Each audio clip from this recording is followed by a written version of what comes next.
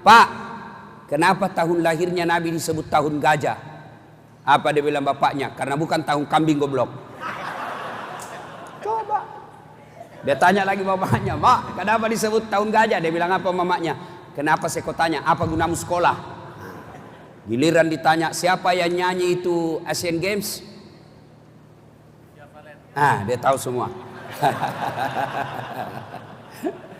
Saya dulu waktu kecil cepat sekali kenal sejarah Nabi. Kenapa? Mamaku memperkenalkannya dengan lagu. Pada zaman dahulu kala, pada zaman jahiliyah. Saya tanya, kenapa zaman jahiliyah, Mak? Dia lanjut lagi lagunya.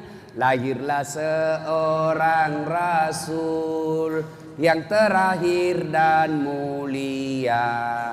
Saya tanya namanya, siapa Nabi terakhir, Mak? Siapa namanya? Nah, lanjut lagi lagunya. Nabi Muhammad namanya. Siapa namanya ibunya? Siti Aminah ibunya. Bapaknya siapa? Abdullah nama ayahnya. Di mana tinggal, Mak?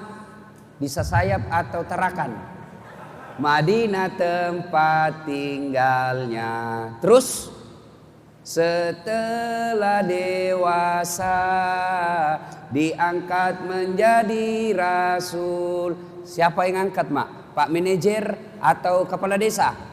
Oleh Allah yang kuasa. Allah itu siapa, Mak? Pencipta alam semesta. Itu lagu ibu-ibu dulu. Tidak sarjana, tidak pegawai karyawan.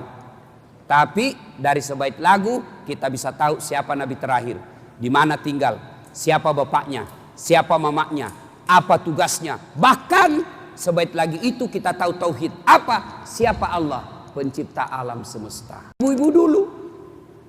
Sekarang lagu-lagunya ibu-ibu milenial apa? Yo ayo, yo ayo, yo ayo, yo ayo, yo ayo. Ayo apa? Ayo poligami.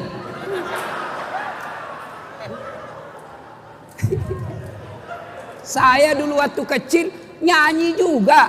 Nyanyi, tapi nyanyinya enak. Ibu-ibu juga nyanyi. Saya waktu kecil dulu nyanyi apa?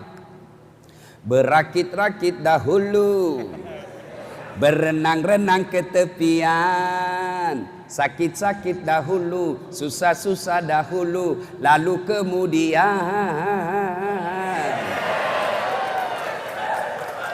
berbahagia. Itu lagu karyawan itu. Sakit-sakit dahulu di sini, sudah 4 bulan kemudian pulang ketemu istri. Iya, ibu-ibu dulu nyanyi juga, nyanyi dengan dakwah. Insaflah wahai manusia, bila dirimu bernoda. Goyang juga, Pak, goyang, tapi cuma kepalanya goyang. Dialah pengasih dan penyayang kepada semua insan. Ada nyanyi, ada nasihat, enak juga perasaan. Sekarang nyanyinya goyang semua.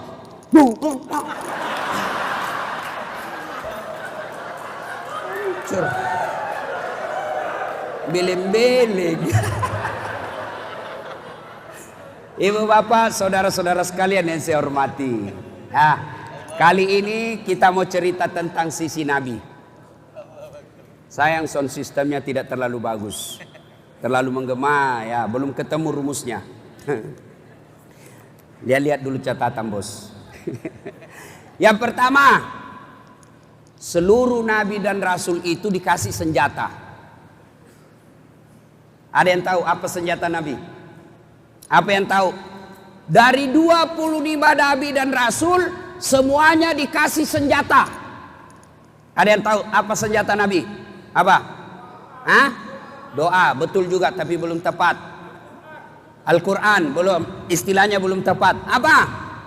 Siapa? Saya kasih hadiah. Ayo, siapa?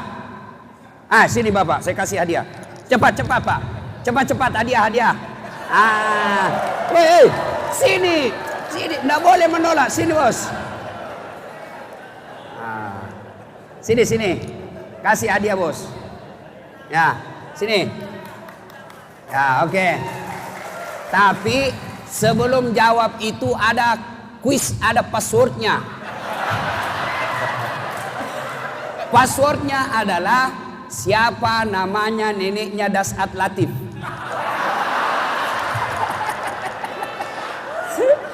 Ayo, siapa? Tidak tahu. Karyawan yang cerdas harus punya jawaban. Salah atau tidak harus tahu jawaban. Siapa namanya neneknya Dasat Latif? Sebut saja Abdurrahman. Belum tentu mereka tahu ini. Itu namanya kreatif. Oke bos. Apa jawabannya tadi? Apa jawabannya? Mujizat. Betul sekali. Mukjizat. Nah, hadiah bos.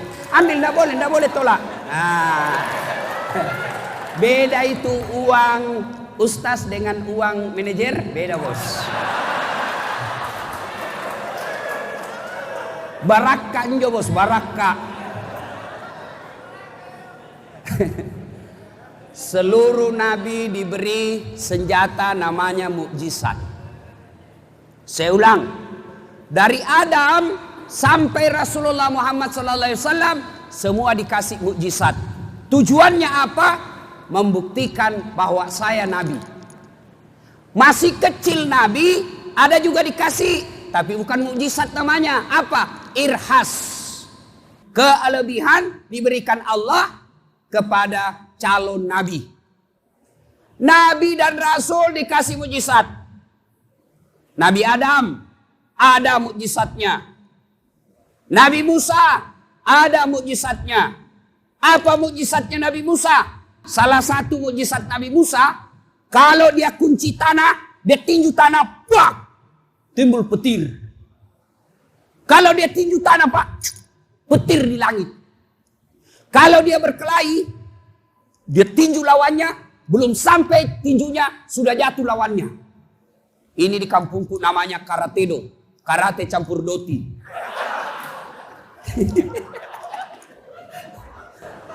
Apalagi mukjizatnya Nabi Musa, dia punya tongkat.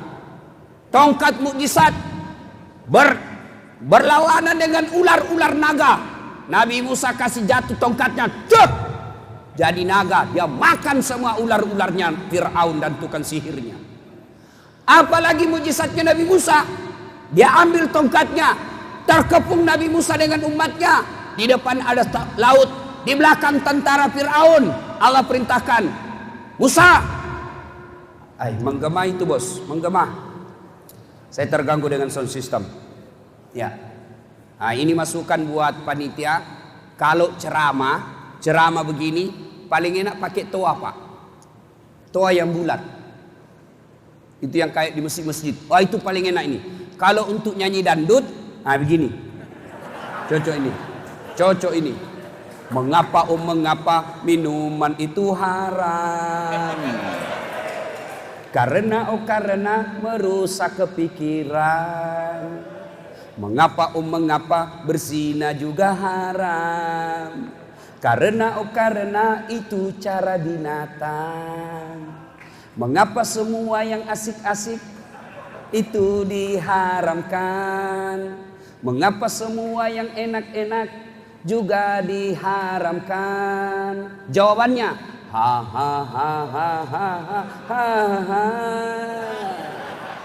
Itulah perangkap setan, umpannya ialah bermacam-macam kesenangan. Itu lagu tak waktu kecil dulu bos.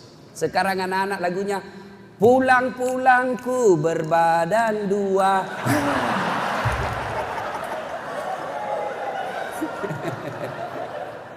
Masya Allah. Mukjizatnya Nabi Daud. Mukjizatnya dia kasih masuk tangannya ke tanah, tarik keluar tembaga. Dia kasih masuk lagi tangannya ke tanah, tarik keluar pedang. Kita tarik kepiting. Apa lagi? Nabi Ibrahim. Apa mukjizatnya Nabi Ibrahim? Kebal terhadap api. Kumpul api, nyala api yang sangat besar, lemparkan Ibrahim. Logikanya pasti hangus. Ternyata Ibrahim keluar kedinginan. Nabi Sulaiman, apa mukjizatnya? Pandai berbicara dengan binatang, memerintah burung, berbicara dengan iblis, bahkan dia perintah itu pasukan jin. Bahkan salah satu mukjizat Nabi Sulaiman, Nabi paling kaya. Apa kekayaannya Nabi Sulaiman? 1 hektar pekarangan rumahnya. Apa kerikilnya? Emas. Ada di sini kerikil rumahnya emas? Ada? Paling dulu orang Bugis kalau kaya, Pak. Orang Bugis kalau kaya, giginya dia kasih emas. Saya masih dapat itu nenek saya giginya emas. Berapa harganya ini?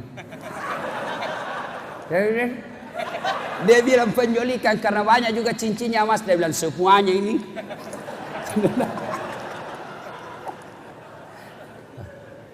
Apalagi Nabi Isa. Apa mukjizatnya Nabi Isa? Dia pandai mengobati penyakit kusta.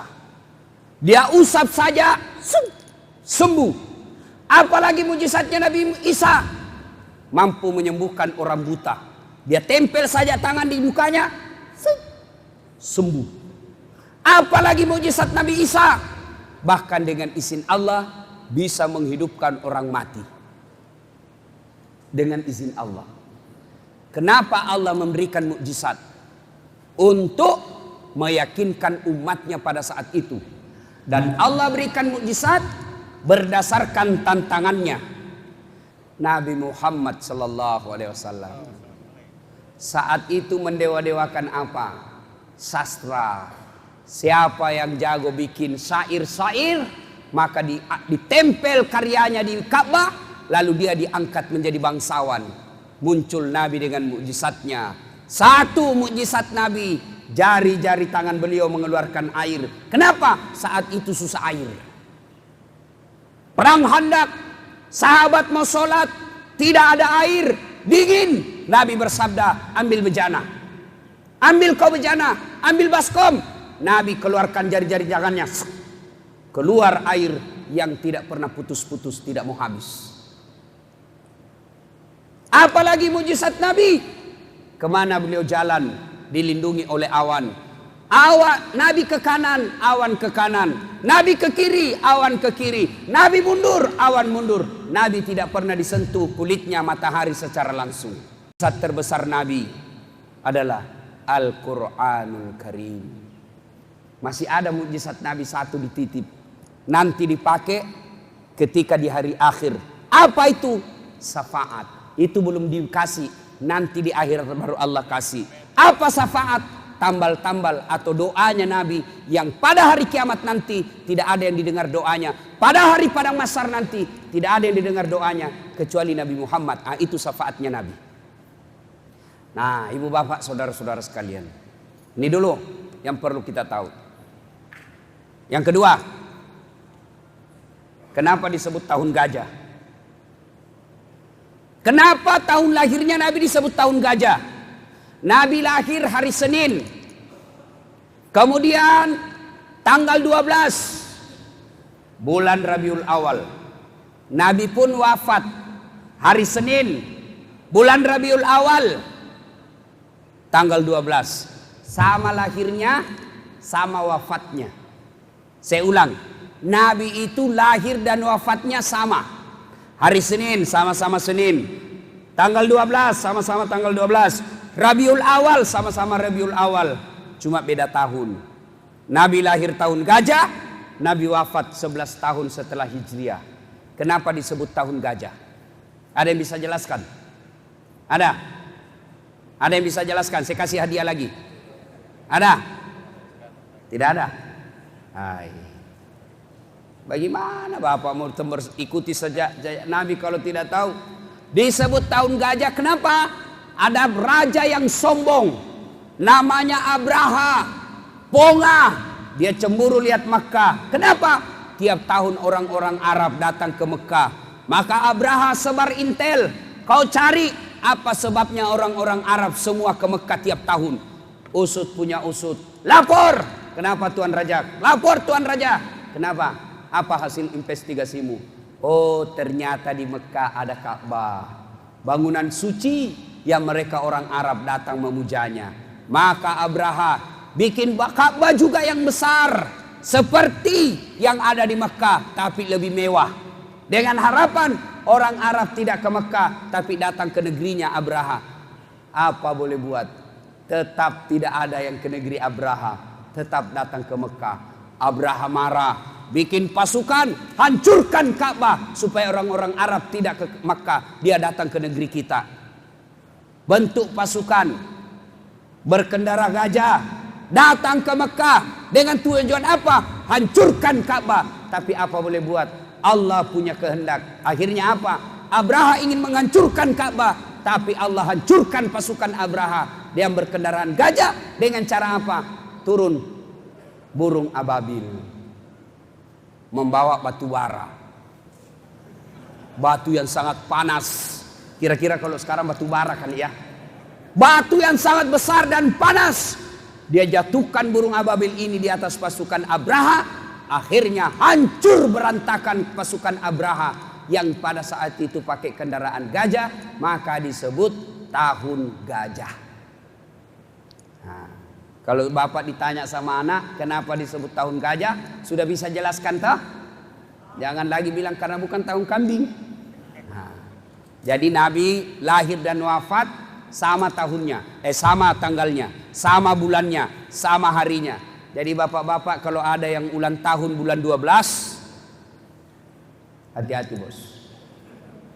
Coba lihat orang meninggal pak, coba lihat keluarga yang meninggal atau teman dekat-dekat ulang tahunnya itu. Coba lihat. Jadi bapak yang ulang tahun akhir November, hati-hati bos. Ya mau dia apa? Semua kita mati. Semua kita pasti mati. Orang kaya, orang miskin, raja-raja, rakyat biasa, semua menghadap ilahi, tiada yang abadi. Orang kaya, polisi, tentara, dokter, deputi, manajer, ustaz. Di belakang sedikit bos. Ya siapa yang ceramah kalau ustaz duluan mati? Ya bapak saudara-saudara sekalian. Tuh, yang ketiga yang perlu kita bahas. Nabi kita teladani dari segi apa? Sebagai karyawan. Mari kita lihat. Saya ingat-ingat sejarah Nabi dulu. Pertama, Nabi itu tidak pernah makan kecuali barang halal. Jangankan sedekah, jangankan hadiah, sedekah saja Nabi tidak mau makan. Sedekah Nabi tidak mau makan. Suatu kali ada anak muda namanya Salman Al-Farisi. Dia agama Nasrani, mau masuk Islam. Dia jalan kaki dari Turki, Mesir, dari Mesir jalan kaki ke Madinah. Jalan kaki pak. Sampai di Madinah, diberitahu sama pendetanya, Salman, kau datang ke Madinah, saya dengar di sana sudah ada Nabi akhir zaman. Ciri-cirinya, satu, dia tidak makan sedekah, tapi dia makan hadiah. Dan yang ketiga, ada tanda-tanda kenabian di belakangnya. Pergi Salman jalan kaki ke Madinah. Sampai di Madinah dia cari mana ini Muhammad. Dia dapat. Nabi lagi cerita-cerita dengan sahabat. Datang Salman. Dia bawa kurma satu piring. Lalu berkata Salman, Tuan, ini sedekah. Silahkan Anda nikmati. Sahabat ambil kurma, dia makan. Sahabat yang lain ambil. Nabi ambil satu biji. Begitu mau dimakan, Mau masuk mulut Nabi, Nabi bertanya kembali, apa ini tadi dek? Sedekah. Nabi simpan kembali, tidak jadi dimakan. Dalam hati Salman, ciri kenabian, tidak makan sedekah. Pulang. Besok datang lagi Salman, bawa kurma. Tuan, ini ada hadiah. Nabi berkata, apa? Hadiah. Lalu Nabi mengambil, dimakan. Salman berpikir, tidak makan sedekah, makan hadiah. Ini tanda kenabian yang kedua, sudah ada. Penasaran Salman, dia cari tanda kenabian 3. Apa itu? Dia cari tanda kelahiran, tanda lahir di belakangnya. Nabi tahu, dia singkapkan, dia punya baju kelihatan. Tanda kenabian, baba. Tahu baba? Tahu baba? Tahu? Apa bahasa Indonesianya baba? Hah? Tompel. Tompel itu di sini, bos. Hah? Apa? Tidak ada bahasa Indonesianya baba. Bahasa Indonesianya baba, ya baba. Begitu bapak bilang baba, orang sudah tahu. Akhirnya Salman Al-Farisi masuk Islam. Nabi jangankan barang haram, jangankan barang subhat, jangankan sedekah, hadiah saja. Sedekah, hadiah, hanya Nabi hanya memakan hadiah, sedekah pun tidak. Yang nyata-nyata sedekah itu halal. Berarti kalau kita mau contoh Nabi, jangan memakan barang yang haram. Mana haram? Bisa jadi pegawai. Jam kantor jam 8 sampai jam berapa? Hah? Jam 6 sore. Bapak bolos 2 jam. 2 jam itu sudah masuk haram. Kenapa? Bapak digaji misal 6 jam, lalu cuma masuk 4 jam, 2 jamnya tidak boleh Bapak terima gajinya. Bisa? Bisa? Ini jangankan gaji Ustaz, lem saja dikonsumsi. Lem pox. Ada ngelem. Dia campur lem tikus. Beleng-beleng. Yang mama kau campur lem Korea. Kalau kau lem Korea kau campur, ndak mau tak buka mulutmu itu. Jangan suka makan haram. Narkoba haram. Bapak, mereka menghancurkan Islam di Indonesia dengan cara apa? Perang. Tidak berani Pak. Kenapa? Kita orang Islam, ada musuh yang coba ganggu agama kita. Kita tidak takut mati. Kenapa? Ada semangat jihad, jatah gratis masuk surga. Orang kalau jihad Pak, tidak ada takutnya Pak. Orang jihad tidak takut mati. Tapi kalau jihad bela agama, mati syahid, masuk surga. Makanya mereka takut melawan kita dengan apa? Perang. Maka dia hancurkan kita dengan cara apa? Masukkan narkoba. Saya baru-baru datang ceramah di Samarinda, Lapas, Lembaga Pemasyarakatan Samarinda. Saya tanya, Pak Kalapas, pelanggaran paling banyak di sini apa? Yang masuk penjara 65% narkoba. Saya ke Balikpapan, tanya Kapolresnya, apa tindak pidana paling besar di sini? Narkoba. Begitu juga di Tarakan, paling banyak narkoba. Daripada coba lihat Pak, itu narkoba.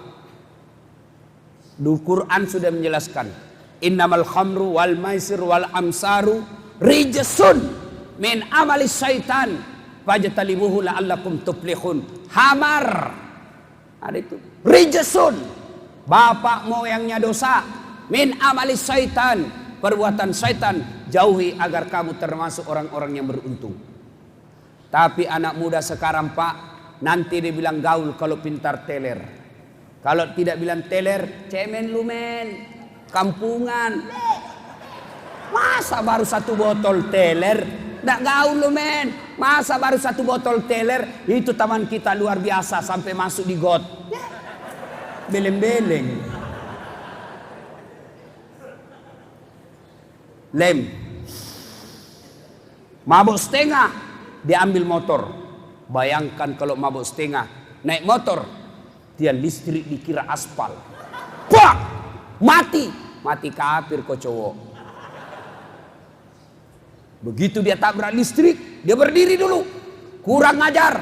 Siapa yang kasih pindah tiang listrik di sini?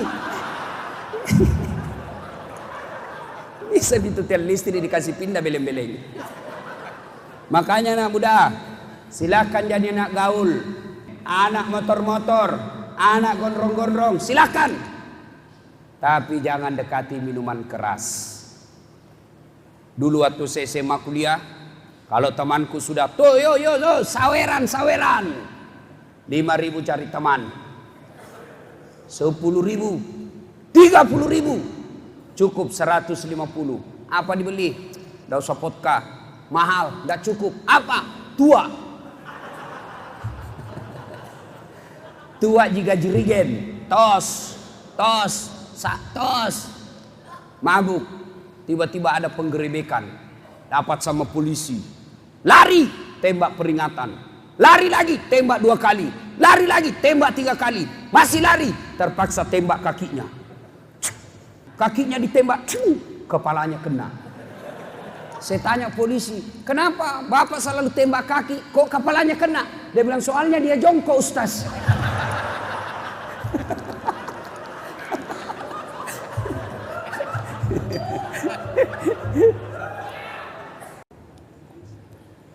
Saya yakin tidak ada narkoba di sini. Tidak ada ngelem. Tapi saya curiga rokok.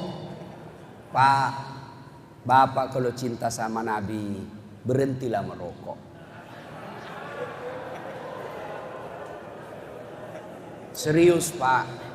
Pak, tolong carikan saya hadis riwayat yang menjelaskan Nabi duduk-duduk sambil nunggu sahabat sambil merokok. Biasa itu orang merokok, Pak, saya lihat kayak orang kurang kerjaan. Bahasa di kampungku beleng-beleng. Coba lihat orang merokok, Pak. Itu aja dia kerja 10 menit.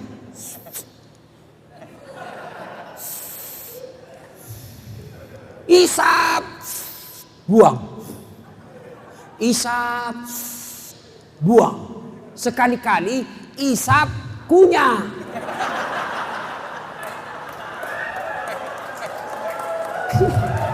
Ini, bos, begini bos. Sayang itu 15.000 kok. Kunyah sampai habis. Dan kami kasihan ini tidak merokok, sangat cepat kena pengaruhnya. Namanya perokok pasif. Menurut ahli paru, ahli penyakit pernapasan, kita yang tidak merokok ini paling gampang kena serangan daripada yang merokok. Maka tolong yang merokok jangan rusak kami. Bapak tidak punya, kami tidak punya salah sama Bapak. Tolong lindungi kami. Janganlah kau merokok dekat-dekat kami. Lalu bagaimana jalan keluarnya, Ustadz? Jalan keluarnya, Bapak kemana-mana merokok, bawa kantong plastik. Gimana caranya? Isap, ambil kantong plastik. Yang ketawa, saya serius ini bos. Bos, halo. Bapak, saya doakan berhenti merokok. Niatlah Pak, niat. Ya Allah, saya cinta kepada Nabimu.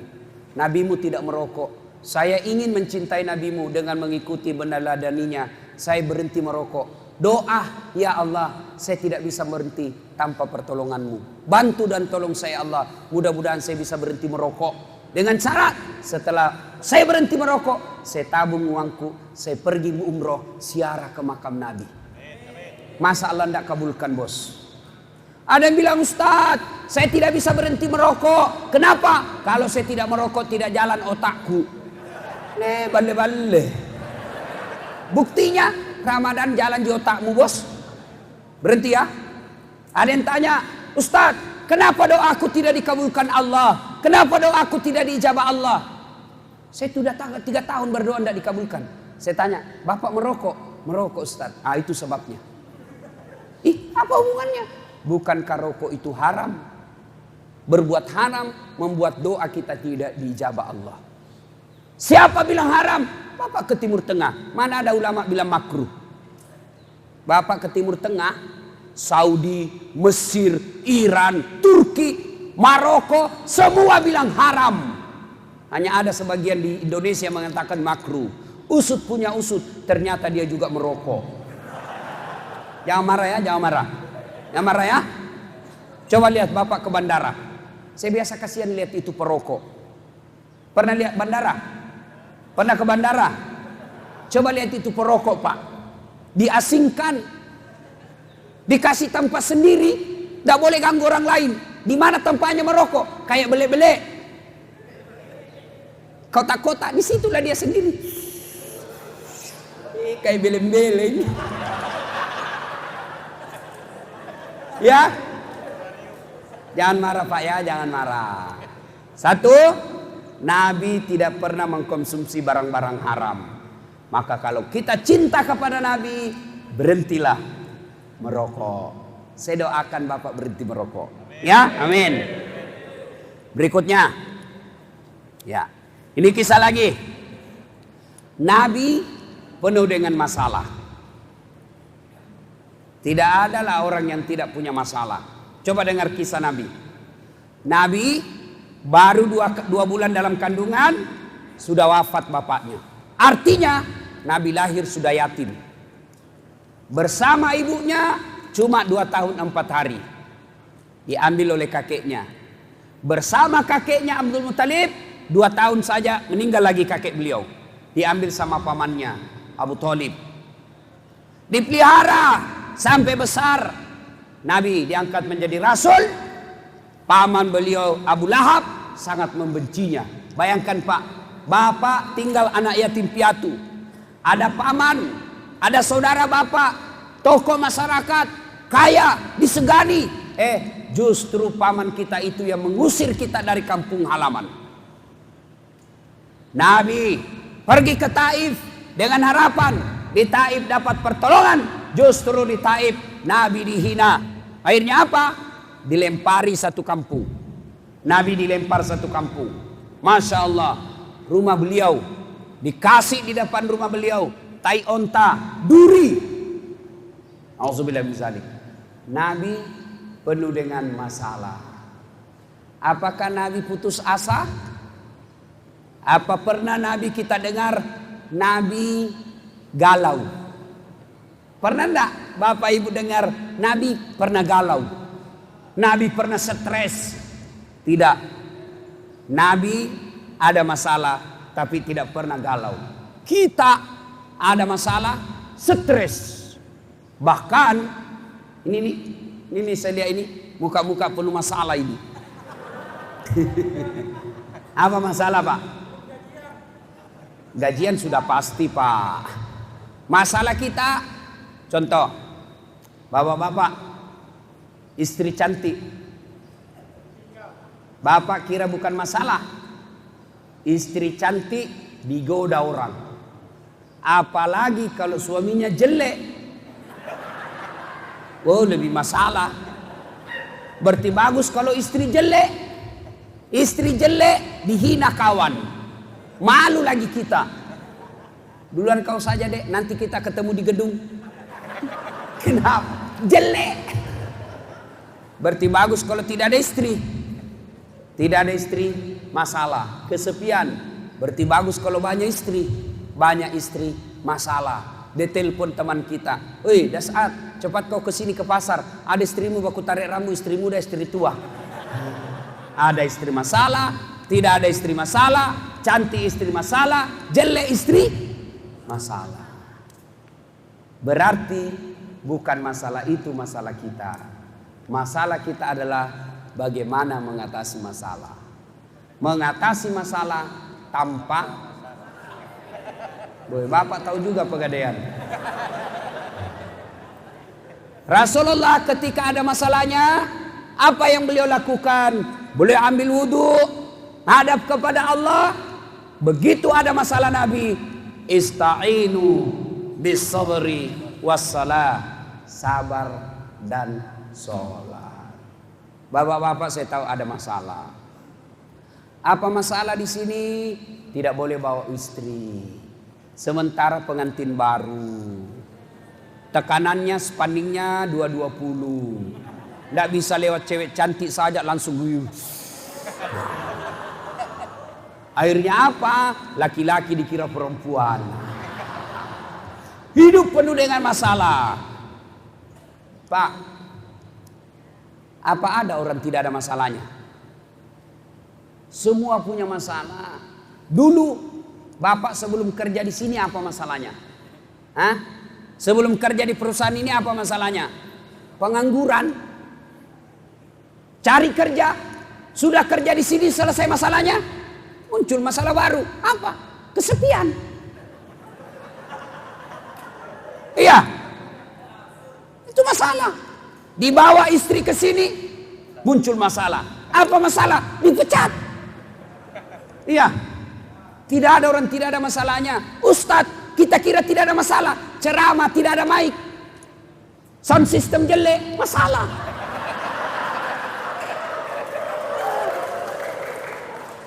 Tidak ada orang tidak ada masalahnya, Pak.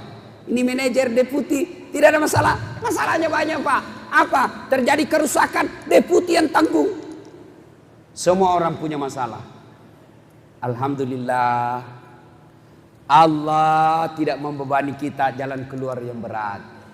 Allah cuma minta ketika ada masalahmu, ista'inu bisabri wassalah. Sabar, perbaiki sholatmu, saya yang selesaikan masalahmu. Bapak lihat ini, Bapak penuh masalah ini. Dua saja Allah minta. Satu, sabar. Dua, sempurnakan sholatmu. Mau tahu manusia paling sabar? Kira-kira siapa, Pak? Manusia paling sabar, saya kasih hadiah. Ayo, siapa Nabi yang paling sabar? Siapa, Pak? Hah? Nabi Idris, betul juga tapi belum tepat. Siapa? Hah? Hah? Ayub, Bapak yang baju merah, sini Pak. Sini saya kasih hadiah Pak, cepat, tidak usah malu-malu. Nanti saya kasih kalau saya turun. Dilarang menolak hadiah, marah Allah.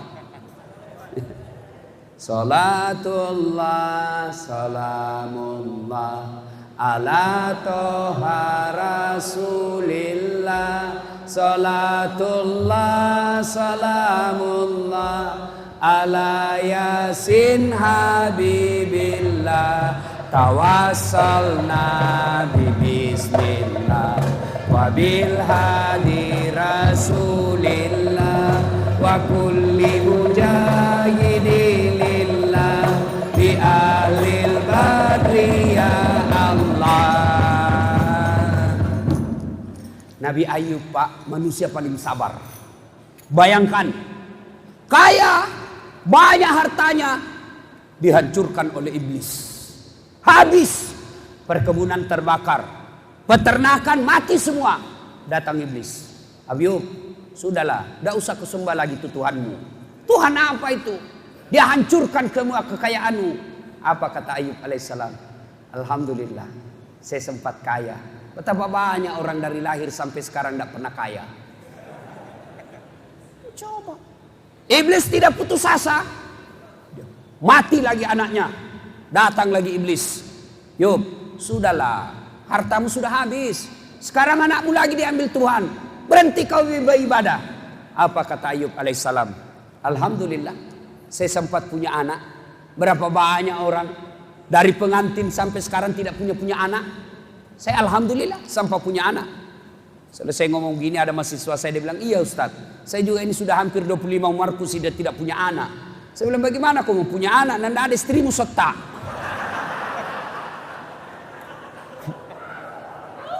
Tapi banyak juga sekarang Pak, tidak ada suaminya, ada anaknya. Beleng-beleng.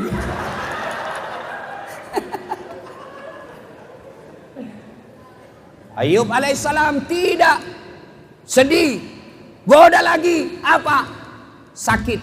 Seluruh anggota tubuhnya dimakan ulat. Datang lagi iblis. Ayub, sudahlah kau sembah itu Tuhanmu. Tadi kau kaya jadi miskin.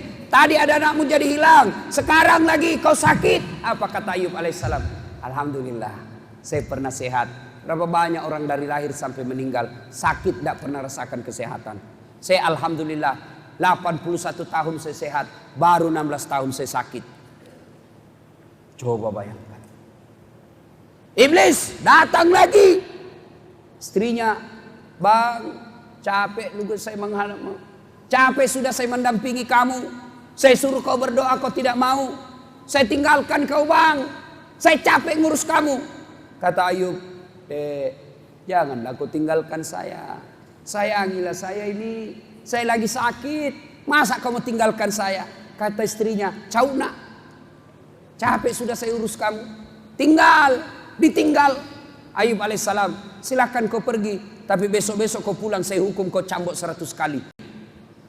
Bayangkan Pak. Kaya, sehat, disayang sama istri.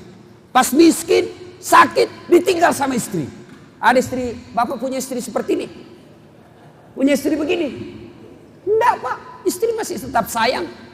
Nabi Ayub ditinggal sama istrinya. Kalau ada istri model begini Pak, tambah jadi 2. Supaya dia saingan. Itu perusahaan itu kalau monopoli sendiri kan dia egois. Semau-maunya. Coba kalau 4 dia Pak. Tidak marani macam-macam. Kenapa? Ada saingannya. Ngerti kan? Ngerti? Ngerti? Bagaimana mau poligami kau takut sama istrimu? Masa? Ada laki-laki sini takut sama istri? Ada? Berhenti kau jadi laki-laki. Ada laki-laki takut sama istri. Gaji kita semua diambil. Dicicilkan rumah. Dicicilkan mobil. Biar Rexonanya kita juga belikan. Masa kita takut sama istri? Cerita itu. Berhenti kau takut sama istri. Nah bila orang berarti Ustaz tidak takut sama istri. Apaan saya mau takut sama istriku? Cuma istriku lebih berani dari saya.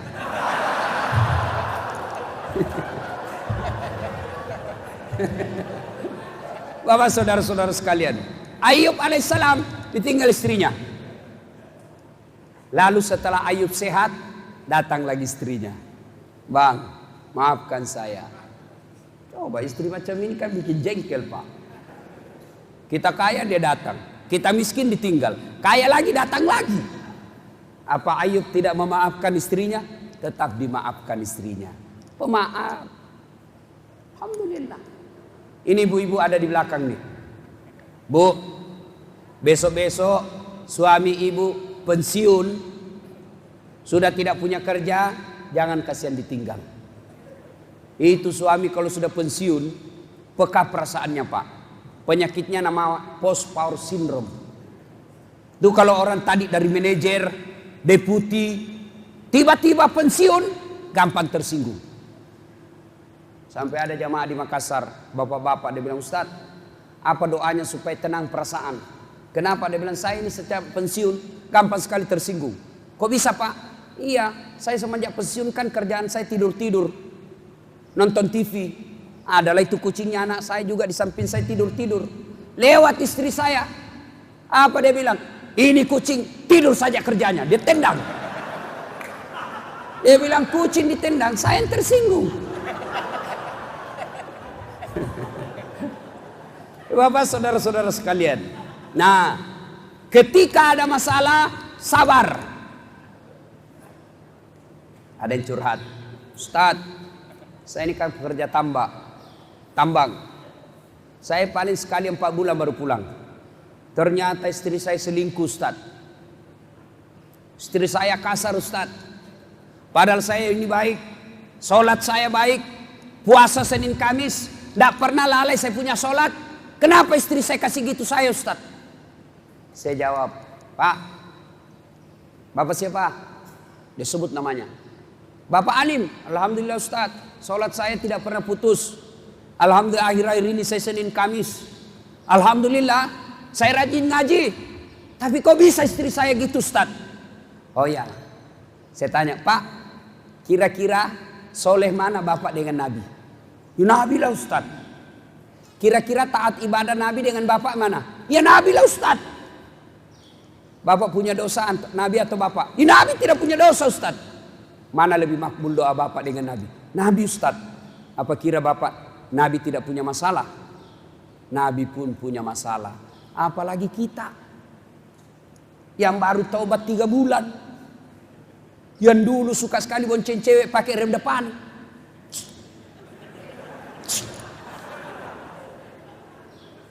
Pakai jaket. Dulu kita pakai jaket, kancingnya di depan. Sekarang dia balik pak. Bonceng cewek, kancingnya di belakang. Masuk tangannya cewek. Sedikit lagi, sedikit lagi, sedikit lagi. Kemudian masuk kerja tobat. Baru 3 bulan tobat. Tidak mau diuji. Siapa kok cowok? Nabi manusia mulia. Tidak ada dosa sekalipun. Tidak pernah merugikan orang. Apa tidak ada masalahnya? Tidak. Nabi penuh dengan masalah. Dalam rumah tangga Aisyah pernah difitnah selingkuh. Dalam rumah tangga pernah 3 hari 3 malam tidak makan kecuali minum air. Sampai Hasan Hussein cucu beliau pucat. Dalam rumah tangga penuh dengan masalah. Dalam masyarakat beliau dihina, diusir. Dalam keluarga beliau dihina, diusir keluar kampung oleh pamannya. Nabi itu bos. Apalagi kita sholatnya hari Jumat. Itu pun paling terlambat datang, paling cepat pulang. Hatib khotbah dia tidur. Jelas pasti ada masalah. Perbaiki sholat. Ada yang tanya Ustaz, kenapa ini setiap saya usaha bangkrut? Saya buka warung, rugi. Saya jadi rental mobil, dicuri mobil saya. Sholat enggak? Enggak Ustaz, itu sebabnya. Pak, mau baik hidup, perbaiki sholat. Insya Allah sholat baik, aman. Ya, nggak usah lihat itu, lihat saya saja Pak. Sholat baik. Kalau bapak sholatnya baik, kecil. Halo, saya mau tanya, siapa yang punya dunia? Bapak datang kerja dari sini, dari Jawa, dari Sumatera, dari Sulawesi, datang cari nafkah di sini. Untuk apa? Untuk apa? Supaya dunia saya baik Ustaz. Siapa yang punya dunia? Siapa yang punya dunia? Ayo jawab. Siapa punya dunia? Allah. Artinya apa? Tidak mungkin dunia kita raih kalau yang punya dunia kita jauhi. Contoh. Saya akrab dengan Gubernur Kaltim, Pak Isran Nur. Saya datang ke Samarinda. Assalamualaikum Pak Gubernur. Waalaikumsalam. Ustaz Das'ad, gimana kabar? Baik, saya lagi di Samarinda ini Pak Gub. Oh ya, terus saya mau cari-cari teman dan keluarga yang ada di Samarinda seberang, tapi tidak ada mobil saya. Tenang Pak Ustaz, saya lagi di Jakarta sih, tapi tidak ada masalah. Tunggu, Gubernur telepon ajudan. Ajudan, siap. Itu ada Ustaz Das'ad, kau bawakan mobil. Kasih full tangki, jangan lupa kasih pembeli pulsa. Siap, laksanakan. 86. Sudah. Setengah jam kemudian datang ajudan. Bawa mobil, full tangki, lengkap dengan pembeli pulsa. Selesai masalah saya soal mobil. Kenapa? Saya akrab sama yang punya Samarinda. Sebaliknya, ada pegawai dari sini ke Samarinda, tidak kenal Isran Nur, tidak pernah ketemu, nama tidak pernah didengar, muka tidak pernah dilihat. Assalamualaikum Pak Gubernur. Waalaikumsalam. Siapa ya? Saya Pak, perantau. Boleh pinjam mobilnya Pak? Siapa kira-kira ditelepon Pak Isran? Siapa? Kapolres. Tangkap, penipu, tidak pernah kenal, saya tidak tahu, tiba-tiba pinjam mobil, pasti tukang tipu, tangkap dia. Begitu juga dengan Allah. Tidak pernah bapak sholat. Sholat hari Jumat, paling terlambat datang. Ngambil sendalnya orang. Tiba-tiba sakit. Ya Allah, sembuhkan penyakitku ya Allah. Saya sudah capek dengan penyakit ini ya Allah. Allah berfirman, malaikat, karena dia sudah capek, cabut nyawanya. Perbaiki sholat bos. Kecil buat Allah. Contoh lagi. Pak Deputi, apakah namanya pangkatnya di sini paling tinggi? Hah? Manajer. Anggaplah paling tinggi manajer di sini. Panggil security. Security! Langsung lari Pak. Biar dia pegang itu kue. Dia pegang jalan kote. Siapa perintah? Itu lagi langsung dia. Siapa perintah Pak? Kira-kira ada enggak manajer dipanggil panggil security. Security! Tunggu Pak. Bapak enggak lihat saya sibuk. Bilang kok dikasih pindah kok cilaka. Ya. Allah. Coba lihat. Allah yang memiliki segala-galanya. Panggil. Hayya 'alas shalah. Apa kata Bapak? Tunggu. Hebatnya tahu Tuhannya disuruh menunggu. Manajer saja marah kalau Bapak suruh tunggu. Contoh lagi. Bapak punya karyawan, dibelikan handphone. Nah, handphone nih. Kalau saya butuhkan kamu, jawab ya. Kasih. Ditelepon pagi, cik, tidak dijawab. Telepon siang, di reject. Telepon asar, tidak dijawab. Telepon maghrib, dimatikan. Kira-kira bagaimana marahnya Bapak? Kurang ngajar kau ya. Saya belikan kau HP supaya kau jawab. Kenapa kau tidak jawab HP-ku? Sini tuh HP. Pecat kau. Masih mau. Begitu juga dengan Allah. Allah kasih rezeki. Allah kasih kesehatan. Allah kasih segala-galanya. Allah panggil. Hayya 'alas shalah. Sini. Salat. Hayya 'alal falah. Sini, saya kasih kau kemenangan. Apa jawaban kita? Tunggu. Pantas hidup Bapak susah. Mau hidup bahagia Pak? Perbaiki solat. Solat baik. Kata anak gaul di Jakarta. Kelar hidup lu bro. Tapi kalau tidak sembahyang kok. Jelek. Pengangguran. Bau mulut. Tidak terkenal. Tidak sholat lagi. Cilaka. Ada yang bilang begini. Saya sudah sholat Ustaz. Rajin sholat. Kok hidupku sengsara? Tidak niat. Kok sholat tidak ikhlas. Hayya 'alas shalah. Asar lagi. Barusan kita sholat duhur. Tidak ikhlas kok. Saya sholat Ustadz, kenapa hidupku penuh masalah? Betul Bapak sholat, tapi sholatnya tidak semangat dan main-main. Tidak semangat Pak. Mulai wudhu sudah main-main. Wudhu sambil terima telepon. Ya, berapa dijualkan? Tawarlah kau. Itu sambil wudhu itu. Ayo, itu sudah main-main. Begitu sholat tidak semangat. Allah. Bismillahirrahmanirrahim. Iyyaka na'budu. Shiratal ladzina an'amta. Siapa ajar kau sholat pantat garu-garu? Ada juga sholat Pak kayak ditiup angin.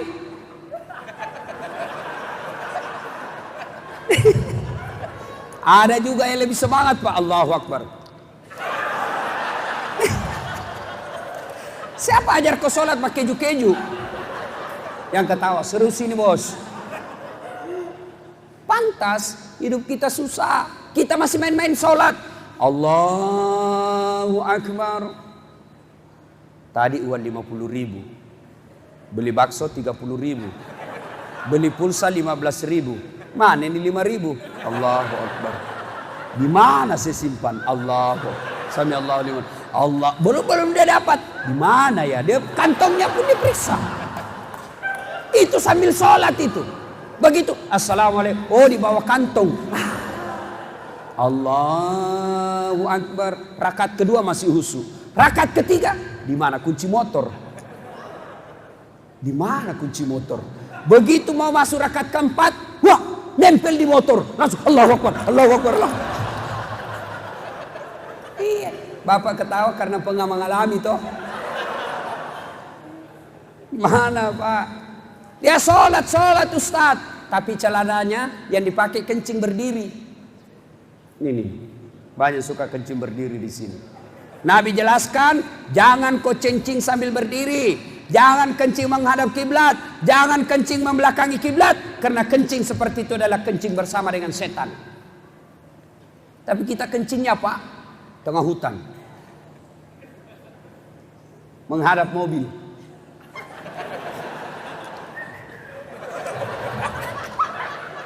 Masih ada suatu dua tetes, datte saja. Apa kok kan datte? Jadi bagaimana Ustaz kalau tidak ada air? Fikih mengajarkan kalau tidak ada air ambil daun 3 lembar. Daun pertama gosok ke bawah. Daun kedua gosok ke atas. Daun ketiga gosok ke bawah. Jangan begini.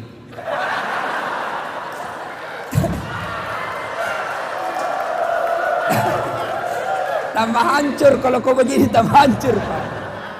Dengan catatan periksa baik-baik dulu bos. Jangan sampai ada cambulu-bulunya. Ih, kenapa bengkak? Oh saudara-saudara sekalian, baju yang kita pakai sholat, usahakan baju khusus dipakai sholat.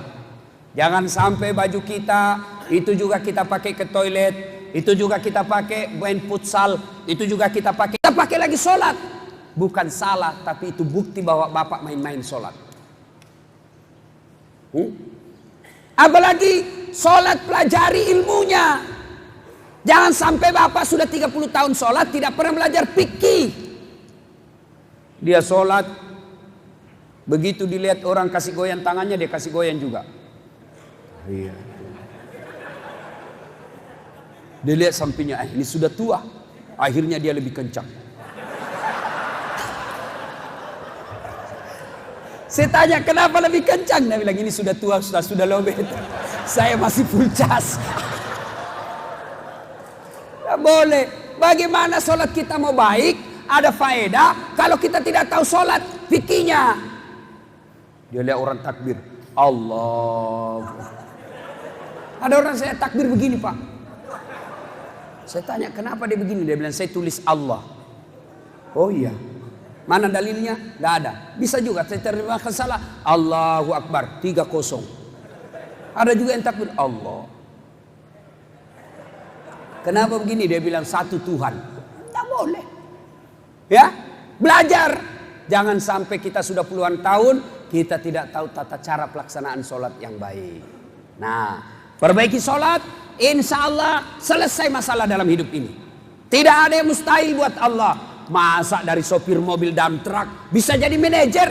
Banyak orang-orang hebat awalnya dari cleaning service. Kalau Allah yang mau, tidak ada yang mustahil buat Allah. Kalau Allah yang menolong bapak, kecil kekuatan manusia. Saya kasih contoh. Bapak-bapak, bisa enggak perempuan hamil tidak pernah disentuh laki-laki? Bisa? Bisa. Menurut ilmu kedokteran tidak mungkin. Tapi kalau Allah yang mau, Siti Maryam, wanita suci, tidak pernah disentuh laki-laki, hamil melahirkan Isa alaihi salam. Bapak saudara-saudara sekalian yang saya hormati. Apalagi kalau sholat kita baik, insya Allah Allah berikan apa yang kita mau. Kalau tidak dikasih, percaya bahwa apa yang kita minta tidak baik. Ya Allah, mudah-mudahan tahun ini saya bisa beli mobil. Kalau Allah tidak tahu, Allah tidak kasih, sangka baiklah. Berarti mobil itu tidak baik buat kita. Sudah sholat dengan baik, tidak pernah mengganggu orang, tiba-tiba caleg tidak terpilih. Percayalah bahwa bukan itu yang terbaik. Saya tamat SMA, daftar tentara Pak. Tes fisik tidak lulus. Kenapa? Ceper. Tidak cukup tinggiku. Ternyata saya tahu jawabannya. Saya jadi ustadz pakai baret merah, baret putih. Temanku yang lulus waktu itu jadi polisi, sekarang sudah satu bunga-bunga. Dia di Polda Sulbar, Sulawesi Barat, reserse pakai baret merah. Saya lulus pakai baret putih karena jadi ustadz. Alhamdulillah dengan baret putih yang saya pakai, mulai baret merah sampai baret hitam, ku caramai semua.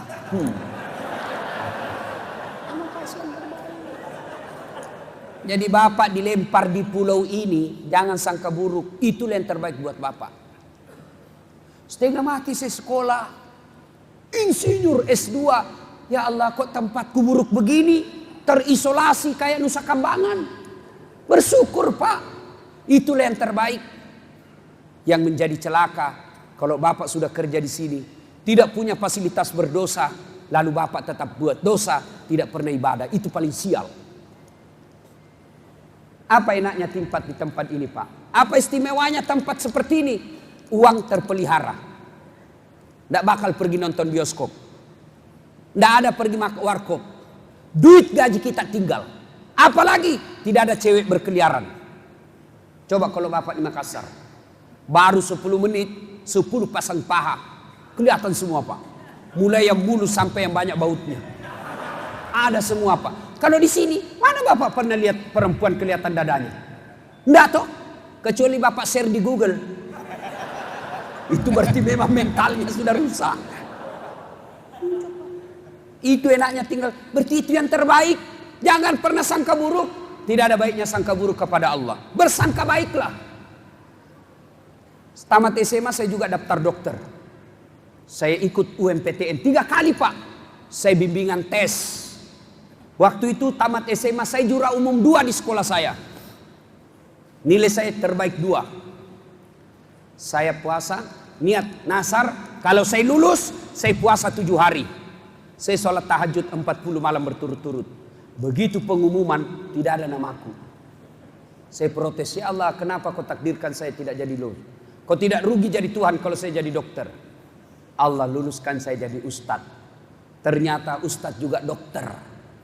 Kalau dokter klinik, dia mengobati jasmaninya. Ustadz Dasat mengobati rohaninya. Dan alhamdulillah, orang nanti di akhirat tidak masuk neraka gara-gara sakit jasmani. Kenapa masuk neraka? Saya penyakit kusta Tuhan. Enggak. Kenapa masuk neraka? Ada empat sariawanku. Tidak. Kenapa masuk neraka? Saya dengki. Kenapa masuk neraka? Saya sombong. Kenapa masuk neraka? Saya takabur. Itu ustadz punya obat. Alhamdulillah, saya tahu jawabannya. Kenapa saya jadi ustadz? Kenapa tidak jadi dokter? Waktu saya kuliah, karena saya waktu itu lulus di Sospol, terjadi tabrakan di Jalan Perintis Kemerdekaan. Saya pulang kuliah. Tabrakan, berceceran darah di aspal. Saya turun tolong dia. Dia yang tabrakan, saya yang pingsan. Ternyata saya tidak bisa lihat darah. Allah tahu, kira-kira kalau bahasanya malaikat, Dasat, bagaimana kau mau jadi dokter? Kau tidak bisa lihat darah. Sampai sekarang Pak, kalau saya lihat saja di YouTube, di handphone ada orang tabrakan berceceran darah, kayak mau pingsan saya Pak. Allah tahu yang terbaik. Teman saya yang jadi dokter, sekarang tugas di Kepulauan Aru. 3 tahun yang lalu mau lebaran saya tanya, dok, pulang lebaran? Tidak Ustadz. Rugi-rugi kau cari uang jauh-jauh tidak lebaran sama orang tua. Mahal Ustadz. 16 juta tiket. Saya satu keluarga bisa puluhan juta baru sampai PP. Saya langsung bersyukur. Alhamdulillah. Untung saya tidak jadi dokter. Saya jadi ustadz. Kemana-mana dibayarkan saya punya tiket Pak. Pergi tidak bawa uang. Pulang bawa uang. Allah kasih yang terbaik. Jadi Bapak tinggal di sini. Itulah yang terbaik. Jangan sangka buruk. Apa kira Bapak tidak berjihad di sini? Ini jihad. Jangan pikir jihad itu perang ke Palestina. Perang melawan orang-orang kafir menghina Islam. Itu puncak jihad. Bapak cari nafkah. Tinggalkan Jawa. Tinggalkan Kalimantan. Tinggalkan Sulawesi. Datang ke sini karena tanggung jawab. Tidak tega lihat anak kelaparan. Tidak tega lihat istri tidak punya perhiasan. Merantau datang ke sini. Gaji dipegang. Gaji kita irit supaya anak kita sekolah baik, supaya istri kita punya perhiasan. Itu Bapak jihad. Dengan catatan sholat. Kalau tidak sholat, mati sia-sia semua itu bos. Ada yang bilang, tidak penting sholat, yang penting hatimu dong. Kalau ada yang bilang hatimu saja baik, tolong tanya siapa nabinya. Nabi Muhammad paling baik hatinya. Nabi Muhammad paling luhur akhlaknya. Tapi beliau tetap sholat. Nah, alhamdulillah saya lihat ini muka-muka rajin sholat semua. Alhamdulillah. Apalagi kalau subuh, penuh ini masjid Pak. Sampai di luar, tidak ada di dalam. Masya Allah. Kalau kita cinta sama Nabi, hidupkan sholat jamaah. Tidak bisa jamaah di masjid, jamaah di apa itu namanya? Asrama mes. Yang penting jamaah. Di kantor tidak bisa ke masjid karena pekerjaan numpuk, jamaah dengan teman kantor. Di kantor panggil, ayo sholat kita berjamaah 2. Dibilangin orang kita soalim, biar dia dapat dosa, kita dapat amal. Soalim, dia tidak apa-apa. Kampungan, saya dulu waktu sekolah pergi ke masjid sholat, dia bilang temanku, kampungan lu men. Saya bilang biar nih, daripada kau tidak ada kampungmu. Yuk, kenapa kita malas sholat berjamaah? 1, karena dia tidak lihat pahalanya. Coba kalau kamu manajer umumkan, siapa yang datang sholat berjamaah di masjid, kasih bonus 500.000. Saya yakin sholat subuh jam 5, jam 2 sudah penuh masjid.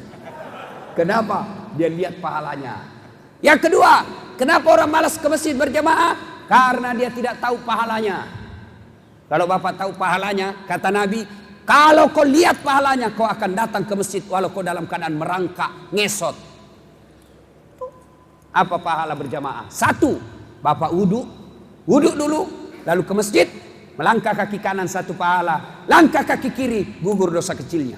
Jadi kalau Bapak punya rumah dari mes ke masjid 200 meter, PP 400 meter, langkah kaki kanan 1 pahala, langkah kaki kiri dosa kecilnya dihapus. Apalagi pahala berjamaah. Semua materi yang kita lewati, pagar, tembok, dinding, aspal, dia akan jadi saksi. Tanah, tegel, rumput. Ya Allah, jangan kau masukkan dia neraka, masukkan dia surga. Saya saksinya, dia datang berjamaah di masjid. Itulah sebabnya ulama mengajarkan, ketika kita sholat berjamaah di masjid, 2 rakaat pindah, 2 rakaat pindah. Supaya apa? Tambah banyak saksi di akhirat. Itulah juga sebabnya ulama mengajarkan, Nabi mengajarkan, kalau kau pergi salat, usahakan lain jalannya waktu pergi, lain juga jalannya waktu kau pulang. Yang juga salah paham, sudah dengar hadis ini, oh dia pergi kampung dulu, baru dia datang. Sudah selesai orang sholat bos, beleng-beleng namanya itu. Apalagi keutamaan sholat berjamaah, lipat 27 kali. 1 kali sholat di masjid, 27 kali sholat sendiri di rumah baru sama. 1 kali sholat di masjid, 27 kali Bapak sholat di mes sendiri baru sama. Apalagi keutamaan sholat berjamaah di masjid. Kalau hujan, gerimis, debu, Bapak ke masjid, basah bajunya. Baju yang basah itu nanti seperti mantel, melindungi Bapak agar tidak disentuh api neraka. Tidak usah cemas kalau basah bajunya Pak. Jangan juga salah paham. Selesai dengar ceramah begini, dia mau ke masjid, dia tunggu hujan keras. Begitu hujan keras, dia buang mantelnya, dia pergi. Beleng-beleng. Apalagi keutamaan berjamaah di masjid. Di masjid ada yang disebut doa bersama. Ini ada lagi nih. Doa bersama tidak ada pada zaman Nabi. Jabat tangan selesai sholat, bid'ah masuk neraka. Masa gara-gara jabat tangan kita masuk neraka bos? Yang tidak mau jabat tangan, coba bagaimana tersinggungnya. Apakah Nabi begitu? Selesai sholat, selesai berdoa, lalu orang jabat tangan, Bapak tidak mau.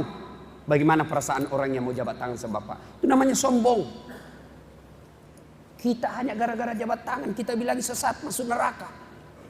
Di masjid ada doa bersama. Ya, barangkali Bapak dosa banyak, tidak tahu berdoa, ada imam, paham agama, dia mengaminkan, di belakang anak yatim, orang miskin teraniaya, alim ulama baca doa. Masya Allah, gara-gara doanya alim ulama, semua orang dalam masjid dikabulkan doanya. Makanya imam selalu saya anjurkan, kalau baca doa, baca yang umumnya orang hafal, kasih dengar jamaah. Karena biasa juga imam kita tidak tahu apa dia bilang. Kita di belakang, amin, amin. Panas saya cikali. Apa kau sebut? Apa kau minta? Jangan sampai jadi imam duda. Ya Allah, berikan kami jodoh. Dia bilang di belakang Bapak, amin. Padahal sudah ada istrinya. Ya. Nah, apalagi penyebab orang malas ke masjid? Manajemen masjid tidak bagus. Ada ketua masjid, dia kira dia yang punya masjid. semau-maunya. Apa yang dia mau itulah dia. Tidak mau menerima pendapat jamaah. Oh, itu salah. Akhirnya apa? Orang tidak mau ke masjid karena merasa diktator ketuanya. Apalagi manajemen masjid. Ada juga masjid suka sekali saldo-saldo kas dia kumpul. Saldo kas 70 juta. Jangan simpan uangnya orang. Kenapa? Kalau dia simpan jadi saldo, tidak jalan amalnya orang. Kalau dibelikan tegel, selama tegel itu dipakai beribadah, yang beli tegel dapat pahala. Kalau cuma jadi saldo, tidak jalan. Yang lebih parah, saldo kas 70 juta. Begitu kita mau kencing, tidak ada airnya. Ya, kalau kencing masih baik, Pak. Tapi kalau mencret, saya pernah suatu ketika pergi dakwah, mau sekali buang air besar. Saya bilang sama suami, singgah dulu, singgah. Saya percaya diri, saya kira kerannya baik. Selesai saya buka, mata, tidak ada air. Kalau air kencing masih biasa, Pak. Itu yang kuning, susah, Pak. Terpaksa saya keluar begini. Padahal saldo kasnya banyak. Apalagi membuat orang malas ke masjid. Manajemennya apa? Karpetnya busuk. Sudah 7 kali lebaran tidak pernah diganti. Sound systemnya jelek. Penceramanya mulai salam pertama sampai terakhir neraka terus dia cerita. Kau bahkan ditusuk pantatmu dengan linggis yang panas, tembus di lehermu, tusuk telingamu, digunting lidahmu, tusuk matamu. Dia bilang, anak muda, ngerinya. Nggak usah ke masjid, bikin takut-takut saja itu ustaz. Ada juga itu penceramah neraka saja dia cerita, Pak. Pada luasnya itu surga, muat semua kita, Pak. Neraka aja terus dicerita. Apalagi, Masya Allah, dapat lagi imam yang balik-balik sunnah Nabi.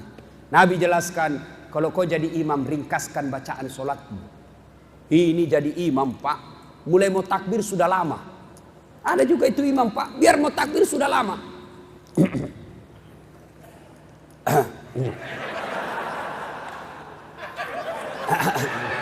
Apa nak kau tinggal langkah itu selesai. Ada juga begitu. Apalagi kata Nabi, kalau kau jadi imam, ringkaskan bacaan sholatmu. Ini jadi imam yang panjang-panjang dia baca, Pak. Kalau dia sendiri kul-kul dia baca. Sekalian jadi imam, apa dia baca? Surah Yasin dia bagi 2, Pak. Saya bilang, anak muda enak sholat di masjid. Dia bilang, apa enak? Ampun saya Ustaz. Kenapa ampun? Dia bilang, itu imam sholat subuh, surah Yasin dibagi 2 Ustaz. Toba anak muda, Pak. Kenapa dilarang yang panjang-panjang? Di belakang macam-macam, Pak. Ada pensiunan yang sudah rematik, tidak kuat lama berdiri. Ada juga itu orang tua, Pak, sudah tua betul, rematik, sudah bengkuk, terus setengah mati ke sana. Naik lagi angkat kepalanya. Itu masih belum selesai, tunduk lagi ke sini. Naik lagi dia. Belum selesai, tunduk lagi. Wah, disiksa orang tua ini, imam. Rasanya saya mau tarik itu turun. Oh, menderita orang tua. Ada juga anak muda yang sekali kentut. Masya Allah. Ada juga ibu-ibu gendut. Yang tidak bisa lama berdiri. Makanya Nabi jelaskan, kalau kau jadi imam, ringkaskan bacaan sholatmu. Dengar baik-baik yang suka imam di komplek ini, jangan kasih panjang. Kalau sendiri terserah. Nabi kalau sendiri sampai bengkak betis beliau. Kalau sendiri. Kalau jadi imam, beliau baca surah yang pendek. Yang kedua kata Nabi, baca yang umumnya orang hafal. Supaya apa? 1, orang bisa khusyuk ikut. Coba kalau imam baca Qul huwallah, anak-anak pun ikut. Tapi begitu imam membaca surah Al-Ma'un atau Al-Anfal ayat 1 sampai 70. Imam khusyuk dengan bacaannya, kita menghayal di belakang. Kita mau ruku, belum selesai. Kita mau ikut, tidak hafal, terpaksa kita menghayal. Dibaca semua dinding. Dibacalah semua dinding. Persatuan Guru Republik Indonesia. Belum selesai dibaca lagi keadaan keuangan masjid. Belum selesai, bajunya lagi orang dibaca, Pak. Dasat Latif caleg nomor 7. Semua dibaca. Siapa yang salah? Imam. Kata Nabi yang kedua, bacalah yang umumnya orang hafal. Tujuannya apa? Supaya kalau imam salah ada yang bisa luruskan. Coba kalau imam membaca wadduha salah, ada yang bisa luruskan. Tapi kalau imam membaca al-mu'minun ayat 20 sampai 90 salah, urusanmu.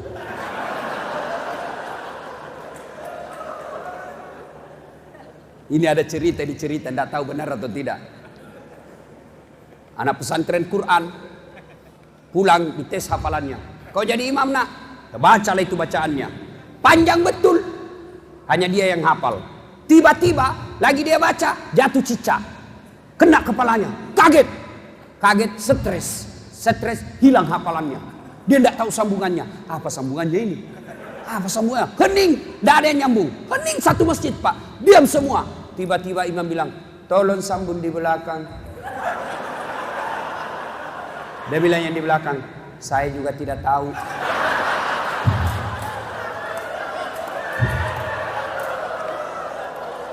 Tiba-tiba ada anak muda paling muda di belakang berteriak, kalau begitu ya sudah, Allahu Akbar.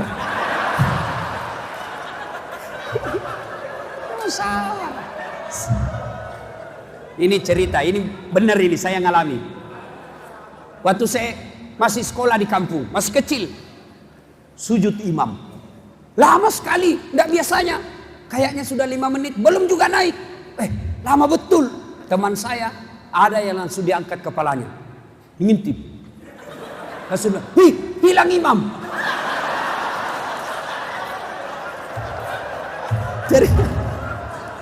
Ternyata yang mimpin sholat sudah keluar Pak.